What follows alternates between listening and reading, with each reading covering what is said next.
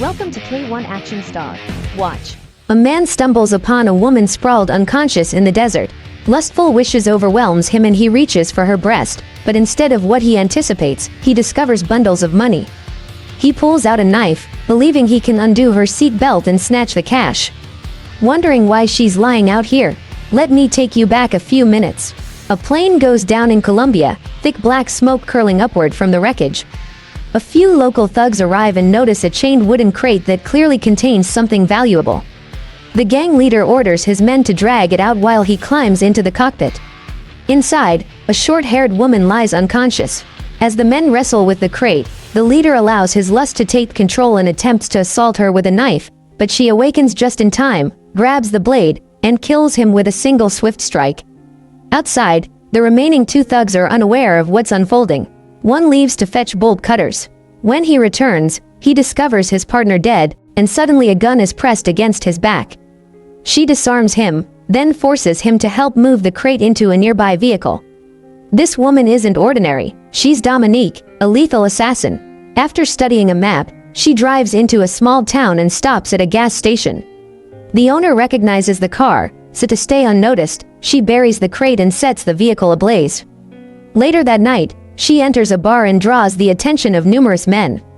A local named Coolio approaches, warning her that outsiders, especially women alone, aren't safe around here.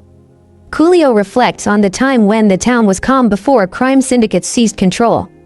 A confrontation nearly erupts when another woman bumps into Dominic, but Coolio steps in. Impressed by him, Dominique buys him a drink, and they eventually spend the night together. The following morning, she shows him a head injury and asks where she might find a car. Coolio tells her about a nearby repair shop, but before she can reply, he receives a call about a disturbance and rushes off, missing the unsettling look on her face. Hours later, Coolio returns and escorts Dominique into town. He directs her to use the bathroom at his sister Paulina's house, where his family lives, a large home crowded with children and elderly parents. Meanwhile, back at the crash site, the bodies of the three men Dominique killed are discovered. The police chief casually pulls a gold tooth from one corpse. Coolio notices a tattoo linking another body to the chief's brother-in-law, Santiago, which complicates matters. The townspeople are urged to quickly locate the killer. Back at Coolio's house, Dominique struggles as the children surround her. Her head pounds and she collapses. In a nightmare, she remembers fleeing with a friend, ambushed by armed men. Her friend is killed, and Dominique fights back only to be attacked from behind. Dr. Medina examines her and warns that the head wound is infected and she's severely dehydrated. She needs rest. That day marks Paulina's daughter Abril's 18th birthday, and the family organizes a celebration. Coolio insists Dominique eat, warning that she can't survive on nothing. She hesitates but joins them. During the meal, she asks Coolio to take her to the city, but he receives another urgent call.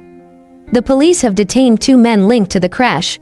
Coolio leaves, asking Paulina to drive Dominic along with her daughter. Paulina tells Dominique how her husband died during a family dinner, an event that left her daughter unable to speak. Coolio's past is tragic as well. He lost his wife and child to colleagues he once trusted. Meanwhile, two tourists are beaten by police, accused of murdering Santiago's brother-in-law.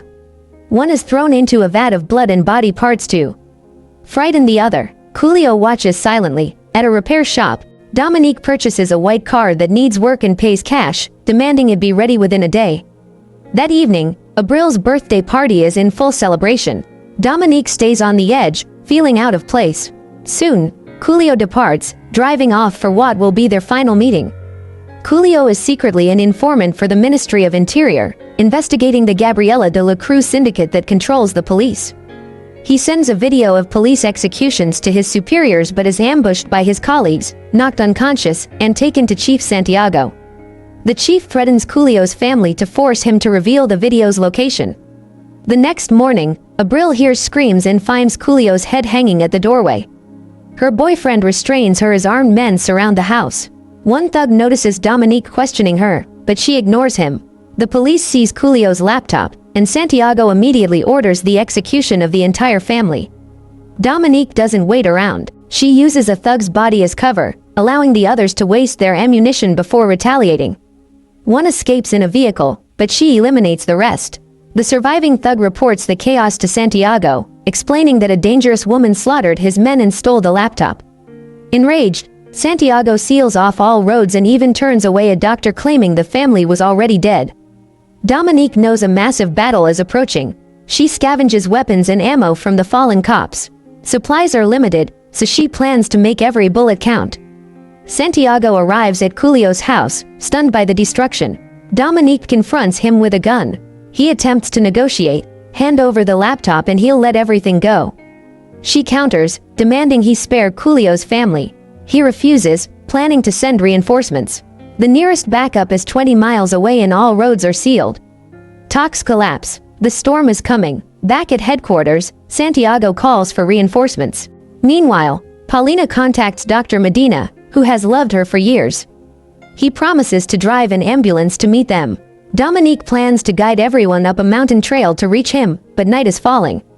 Paulina is pregnant, and Julio's father is confined to a wheelchair.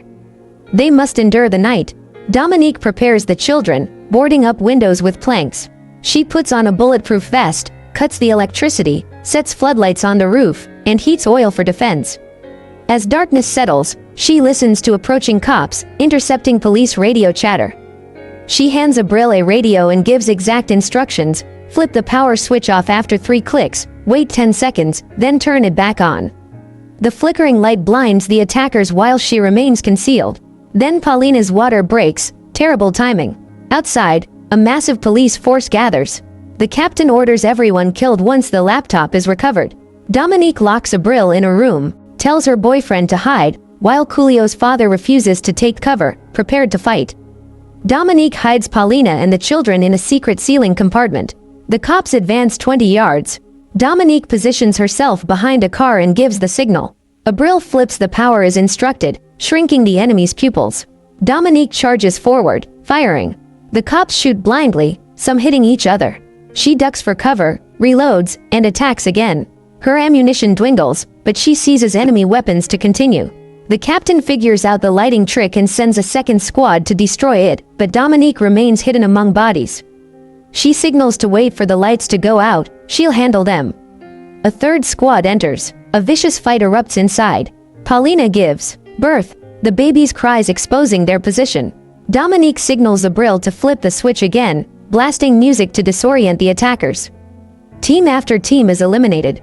The captain fires a grenade launcher, blasting Dominique backward. She grabs a pot of scorching oil, fighting through the pain.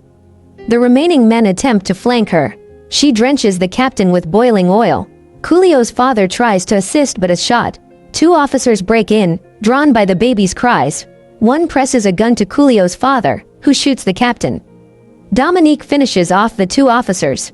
The family survives, but at a terrible price. Julio's father is dying. Abril's boyfriend is dead. Dominique knocks out the final officer, warning him to tell Santiago, the family is gone. The next morning, she sets the house on fire. Across town, Gabriela de la Cruz, the syndicate leader, arrives. The laptop's footage could destroy everything. Dominic leads the group up the mountain toward Dr. Medina. Paulina reveals her uncle was once part of the syndicate but reformed and became a pastor. At the rendezvous point, Paulina's daughter gives Dominique her favorite teddy bear. Dominique tells her, "If it hurts, feel it. You're born to fight." Hope is shattered when a bullet kills Dr. Medina. Abril drives as Dominique provides cover, killing a sniper, but a machine gun-equipped vehicle blocks the road. Bullets pour down. The car flips. Abril crawls out but is shot. Dominique reaches the crash site. Julio's family is dead. Fury consumes her. She slaughters the remaining enemies and releases the laptop footage, exposing Santiago. Santiago flees with his family to Gabriela's fortified mansion, guarded by more than 100 men. Dominique digs up her car in the crate packed with weapons. Properly armed, she storms the mansion, killing every single one within reach. Santiago and Gabriela dies. For closure, Dominique visits a church, handing Paulina's necklace to her uncle. And that's how she delivered justice, but at a heavy cost. Thanks for watching. Subscribe to this channel for more beautiful recaps like this. Put down your comments below to let me know what you think about the turn of events in this storyline. And also give my video a thumbs up to further motivate me. Share too for others to enjoy. Until my next recap, cheers!